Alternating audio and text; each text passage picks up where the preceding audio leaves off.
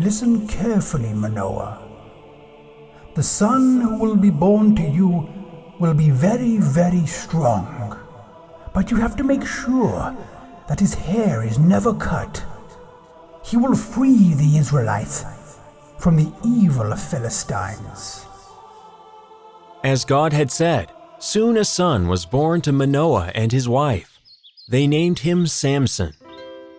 Look how beautiful and strong our son has grown up to be. His hair looks like the mane of a lion. Yes, and as the Lord said, he is as strong as a lion.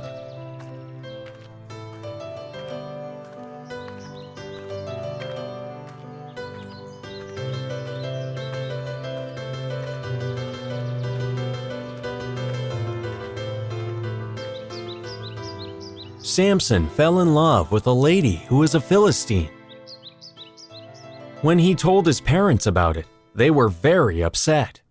You know how the Philistines are, and still you want to marry one of them? What is wrong with you, son? Just because she is a Philistine doesn't mean she has to be bad. Manoah and his wife had no choice but to give in to Samson's wish, and they set about making arrangements for the marriage. However, Samson's mother was very sad. Oh Lord, have mercy. We don't know how to convince our son not to marry a Philistine woman. Before the marriage could take place, Samson realized that the woman he was about to marry had betrayed him. He became very angry and called off the wedding.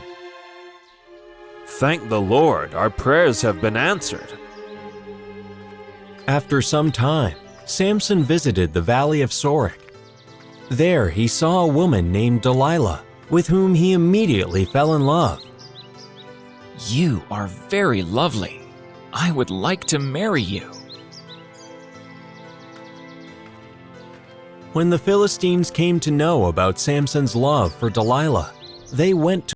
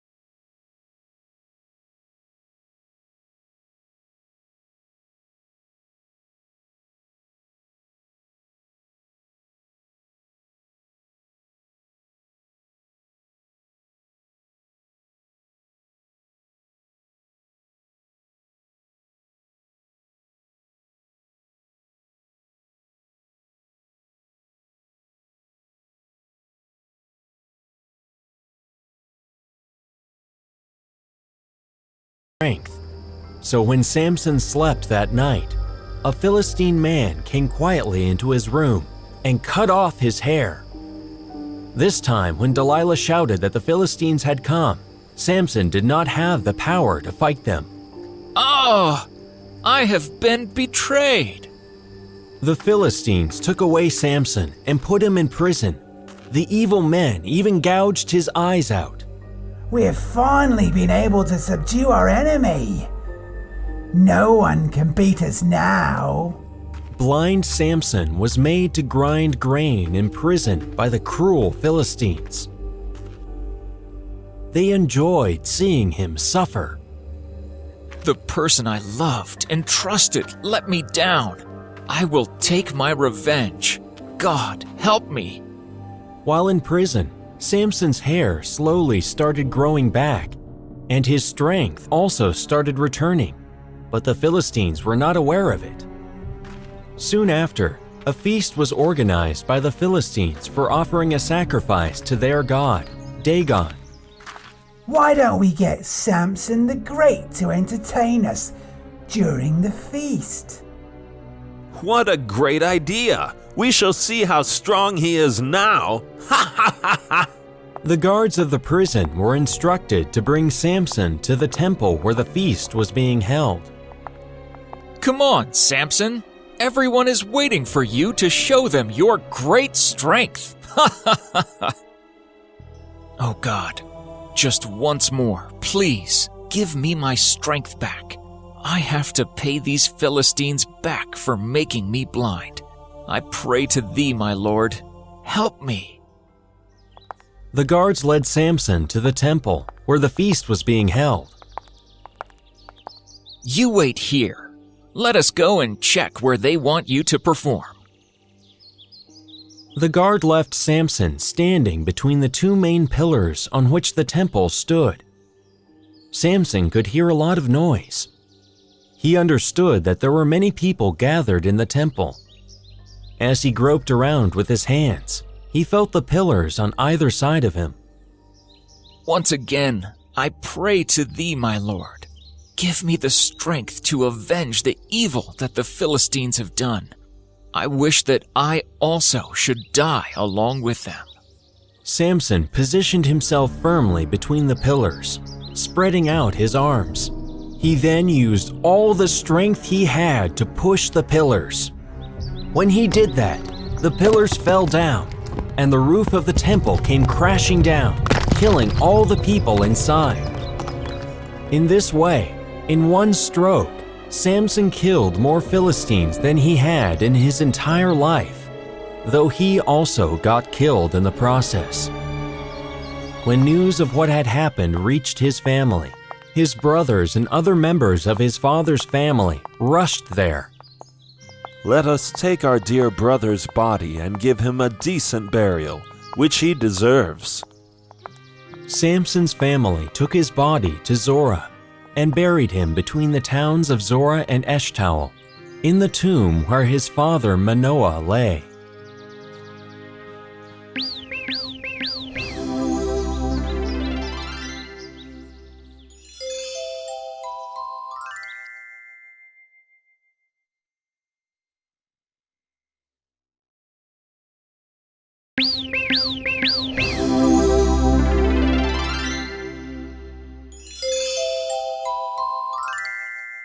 Abraham had a nephew named Lot, who lived with his family in the city of Sodom in Jordan.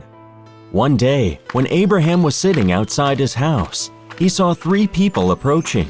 He immediately guessed that they were not normal humans and went out to meet them. 2 of the men were angels, and the third was God himself. After Abraham greeted them, God spoke to him. Abraham, the people of Sodom and the neighboring city of Gomorrah have become very evil. They are doing horrible things and do not respect me at all. I have decided that I will destroy these 2 cities. Abraham became very alarmed, as he loved his nephew dearly and couldn't bear to think of him and his family being killed. Oh Lord, have mercy. I am sure there must be some good people living there also. You are fair and just, so how can you destroy the good people also for no fault of theirs? If there are even 50 good people there, won't they be punished unjustly? If there are 50 good people there, I will not destroy the cities. If fact, there are even 20 good people there, then too, I will not do anything. I don't know how to convince God not to destroy Sodom and Gomorrah. I wouldn't be able to bear it if anything happened to my dear nephew and his family. God, I know I should not be speaking to you like this, because I am just a human being and you are God. Please don't be angry with me for saying this. But if 10 people are also good in the 2 cities, don't you think they should not be punished with the guilty? We shall see. But do you know of any 10 good people there? God knew that Abraham was worried about his nephew Lot and his family. God also knew that Lot and his family were the only good people in both the cities. Everyone else was on an evil path. God had already decided that he would not let any harm come to Lot and his family. So the next day, he sent 2 angels disguised as men to meet Lot. Lot was at the city gates when he saw the 2 angels disguised as men. He went up to the strangers and greeted them warmly. Welcome, welcome! I am so happy to meet you. Please do come to my house. It will be my privilege to serve you. The 2 men accompanied Lot to his house. A meal was prepared for them, and along with his wife and daughters, Lot fed them with love and respect. The guests were preparing to rest after their meal when there was a big commotion outside Lot's house. When Lot looked out, a huge crowd had gathered there. What do you want? Why are you making so much noise? Who are the 2 men who have come to your house? They are my guests. Why are you interested in them? Bring them out and let us deal with them. No, please do not do this. They are my guests and will leave soon. Bring them out, or we shall come in and take them. Please, I beg of you. If you want, you can even take my daughters. Lot knew that if he turned those men to the crowd, they would definitely treat them very badly. He turned and quickly locked his door so that the crowd would not be able to enter his house. However, he was very scared because he knew that the crowd could very easily break down the door. Lot, just come inside and relax. You have done all that you could do. Saying this, the angels pulled Lot inside, opened the door, and before anybody could understand what was happening, the angels had blinded all the men outside. Now you need not fear the mob, Lot, as they are all blind and will not even be able to see the door to break it. Go and gather all your family members and prepare to leave, as we have been sent by God to destroy both Sodom and Gomorrah. And hurry up, there is not much time left. Once again, we are telling you, if you have any other members of your family whom you wish to save, now is the time. Go quickly and warn them. Lot's daughters were married to some young men staying in the city. He rushed to their houses to tell them to leave, as the cities were going to be destroyed soon. However, his sons-in-laws refused to believe him and just made fun of him. Listen to what our dear father-in-law has to say. Our city is going to be destroyed. Lot went back home. He was very sad. He couldn't believe that God was actually going to destroy his home and town, as well as the neighboring town. However, he and his family were too scared to question the angels and started gathering a few things to take along with them before making their escape. As dawn broke the next morning, The angels again told Lot to hurry up and prepare to leave, but Lot was still hesitant. It broke his heart to leave behind his home and city, as well as his daughters. The angels then decided that they could not wait any longer and spoke sternly to Lot. Look, Lot, you are a good man, which is why I have been sent to take you away from here safely before God destroys Sodom and Gomorrah. If you do not hurry now, even you will be destroyed. Also, we have to warn.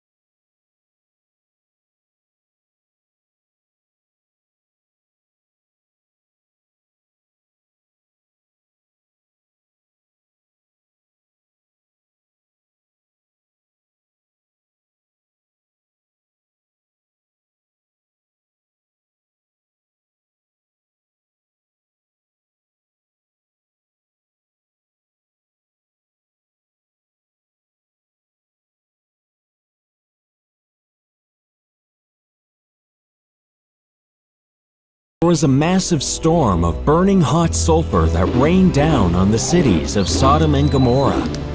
The people of the two cities could not understand what was happening. They were very scared and ran here and there, not knowing what to do. They screamed in pain when the hot sulfur fell on them. Very soon, everyone in the two cities was dead. There were bodies lying scattered all around, and houses were completely destroyed. Though Lot and his family were quite far away by then, his wife did what the angels had told them not to do. She turned around to catch a last glimpse of the city. As soon as she did that, she turned into a pillar of salt.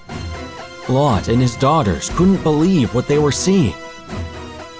No, oh no! What has happened to my wife? She disobeyed God. You were all warned several times not to turn and look back, but she did not obey. So this is the fate she has met. Oh, please, please, can she not be forgiven just once? No, Lot. Nothing can be done now. Please take your daughters and go. Feeling sad and miserable, Lot and his daughters continued ahead, leaving behind the salt pillar that was once Lot's beloved wife.